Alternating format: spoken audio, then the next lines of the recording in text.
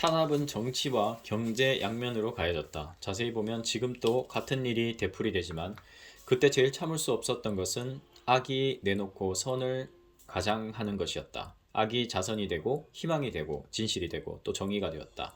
내가 개인적으로 선택의 중요성을 느끼기 시작한 것도 이 무렵이었다.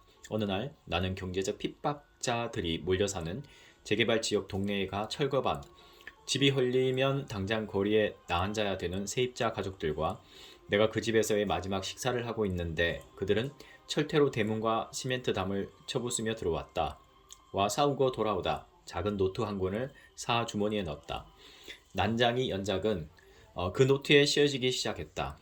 비상계엄과 긴급조치가 멋대로 내려지는, 그래서 누가 작은 소리로 자유와 민주주의라는 말만 해도 잡혀가 무서운 고문받고 감옥에 갇히는 유신헌법 아래서 나는 일찍이 포기했던 소설을 한 편 한 편 써나갔다. 사람들이 바로 말을 안 했을 뿐이지 그때 우리나라는 인류가 귀중한 가치로 치는 것들이 모조리 부정되는 세상.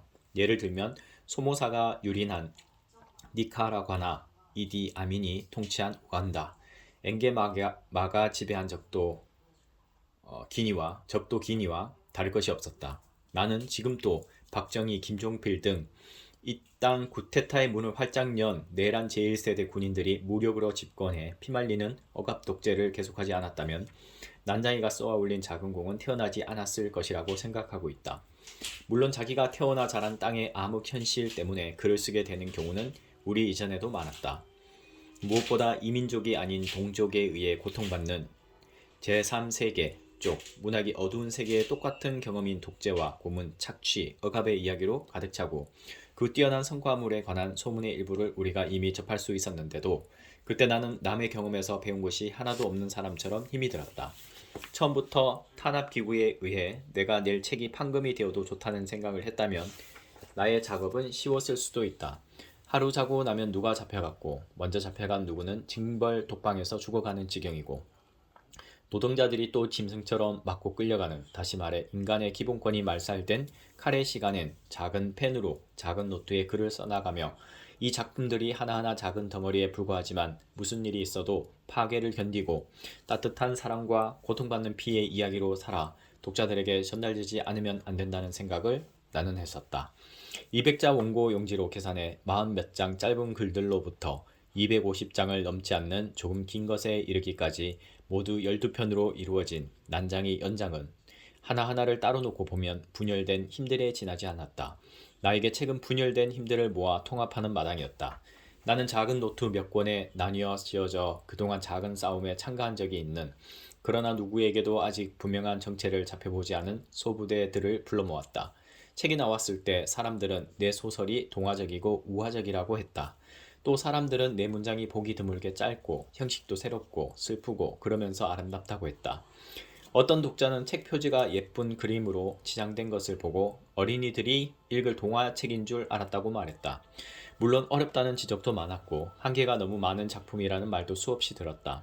내 난장이는 10만, 100만의 한계를 가졌다. 어떤 사람은 이 작품에 빨간 밑줄을 그어 체제를 정면으로 부정하는 불온서적이기 때문에 그냥 두어서는 절대 안 된다고 거듭 기관에 올렸다. 또 다른 어떤 사람은 누구나 쉽게 말할 구조가 아니라는 것을 알면서도 난장이는 읽을 필요가 없는 작품이라고 아주 간단히 말했다. 따져보면 이 모든 말이 옳았다. 내가 바로 그렇게 쓴 사람이었다. 말이 아닌 비언어로 우리를 괴롭히고 모독하는 철저한 제3세계형 파괴자들을 언어로 상대하겠다는 마음으로 책상 앞에 앉아 며칠 밤을 새우고도 제대로 된 문장 하나 못 써 절망에 빠졌던 것도 바로 나였다. 나의 이 난장이 연작은 발간 뒤 몇 번의 위기를 맞았었지만 내가 처음 다짐했던 대로 죽지 않고 살아 독자들에게 전해졌다. 이 작품은 그동안 이어져 온 독자들에 의해 완성에 다가가고 있다는 것을 나는 느낀다. 이제만 생각하면 나는 행복한 작가일 수도 있다. 그러나 지난 일을 이야기하며 나는 아직도 마음이 무겁기만 하다. 혁명이 필요할 때 우리는 혁명을 겪지 못했다. 그래서 우리는 잘하지 못하고 있다. 제3세계의 많은 나라들이 경험한 그대로 우리 땅에서도 혁명은 구체제의 작은 후퇴 그리고 조그마한 개선들에 의해 저지되었다. 우리는 그것의 목격자이다.